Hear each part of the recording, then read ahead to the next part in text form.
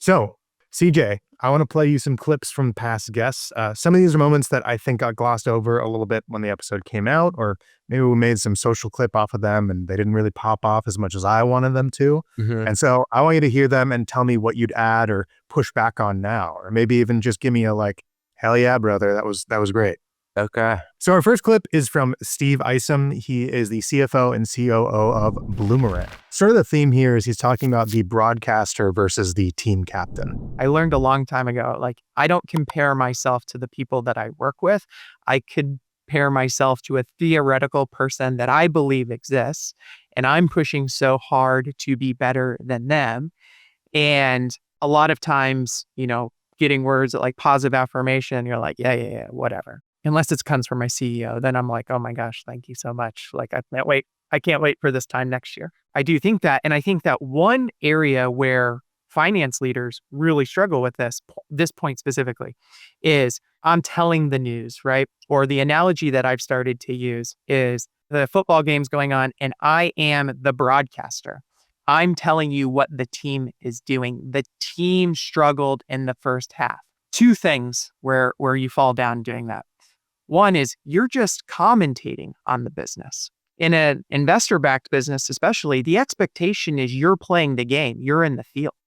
So if anything, it's not the commentator, right? It's the team captain that in halftime in the locker room, you're the one saying, we missed the plan in the first half. I talked to multiple finance leaders who are like, I don't really get into the weeds. I kind of just talk about what happens at a high level. And, sales missed the number. That's on them. And it's like, well, what did you do to help that? How are you leaning in? It's like, well, that's not my job. So Steve brings up an excellent point around participating in the business rather than watching it and observing it. And that goes back to the operational experience that we hit on at the top of the podcast. So I think what he's saying, Ben, is that you need to be in rhythm with the business and not just reporting the numbers that come out of it, but helping to shape them ahead of time. And you're also going to understand the numbers that come out of it. Like, think about an earnings call. You just don't want to show up at the end of the quarter and be like, all right, give me the numbers to read off here. And I'll try to come up with some trends. You want to be helping to create those numbers all along so you understand the drivers behind each of them. And that operational experience, it's funny. It's like, I think about sales in many ways as an apprenticeship. You learn how to sell by being in a bullpen close to people who are also selling and picking up on like when they shut up and let the client talk, when they push for something, how they phrase stuff. For a CFO, you can't replace being on a call with a CRO and actually walking through the pipeline like before that number is crystallized and becomes final. So I totally agree with Steve. And I think a lot of people have this perception of the CFO as just someone like watching the business, but the best ones are along for the ride and helping shape it. I think it's interesting. You hit it on point that like, he's talking about the broadcaster versus the team captain, whereas I don't think he's necessarily saying you're watching as a spectator. It sounds like, a broadcaster, there does come some gravitas. If we just use the sports analogy, Yeah. it sounds like you can make a career as a broadcaster, as a CFO broadcaster, where like, to your point, you're passing off maybe your team's work as your own, and you're sort of waxing poetic and lyrical about different things that are different trends that you're seeing. But I guess let me throw that to you. Do you think that like there is a career for broadcaster CFOs? Yes, but nobody loves working with them because it's like nobody likes a critic, right? No one likes someone who, is not, I hate to say this, in the arena trying stuff, as Chamath would say. No one likes the critic who's just going to poke you and tell you what you did wrong. People take it a lot better if you've been there week after week, day after day, asking the right questions about their business. So I hear where you're coming from. If we're being like honest, there are a lot of bad CFOs out there too, who have made a career out of just being the broadcaster. It is so easy to sound smart and just say snarky things or observe things that are wrong. It is very difficult to get your hands dirty and help people solve it and make decisions rather than pointing out what's incorrect.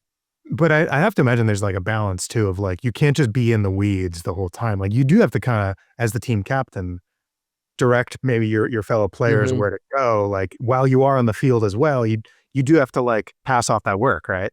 You have to learn how to fly at different elevations. So you can think about it like the analogy of the eagle and the mouse. Sometimes you got to play mouse and you got to be on the ground and you got to be as down to like the atomic unit or whatever you're studying as possible. So it could be like a single contract with the customer. That's as deep as you go. But you also have to be able to come up and be the eagle and say, well, what's the ARR forecast in the bridge that takes us from 1 month to the next year? So you have to be able to fly high and be able to go low. The best CFOs are able to change their altitude and play at both levels. The CFO role has evolved faster than the tools built to support it.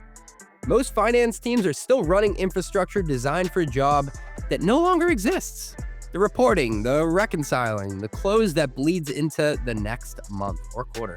That's not finance, that's overhead with a really crappy title. And the cost isn't just your time, it's everything your best people aren't doing while they're buried in it.